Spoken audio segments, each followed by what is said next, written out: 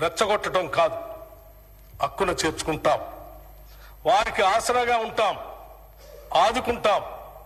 స్వేచ్ఛాయుత తెలంగాణలో ఆత్మగౌరవంతో బతికే ఏర్పాట్లు చేస్తాం.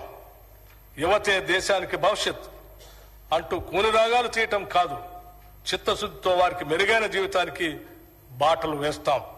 ఇది మా వాగ్దానం మాత్రమే కాదు, ఇది మా విధానం.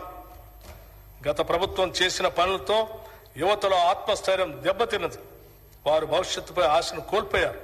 వారి భవిష్యత్తుకు మేము గ్యారంటీ ఇచ్చాం.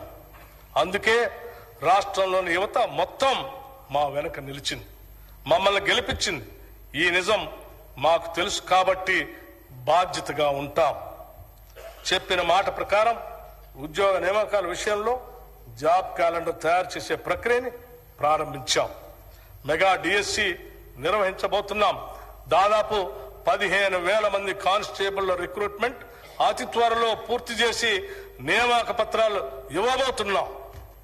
ఇప్పటికే నోటిఫికేషన్లో చేర్చినవి కాకుండా అదనంగా 64 గ్రూప్ 1 ఉద్యోగాల భర్తీకి ఉత్తర్వులు జారీ చేయటం జరిగింది. 10 సంవత్సరాలు పాలించిన గత బీఆర్ఎస్ ప్రభుత్వం ఒక్క గ్రూప్ 1 ఉద్యోగం కూడా నియామకం చేయకుండా నిరుద్యోగుల జీవితాలతో చెలగాటమాడింది.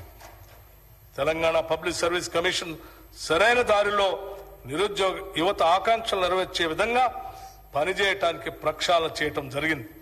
టీఎస్పీఎస్సీ తన కర్తవ్యాన్ని నిర్వహించడానికి అవసరమైన 40 కోట్ల రూపాయలు ఆర్థిక వనరుల్ని, అదనపు సిబ్బందిని ఇప్పటికే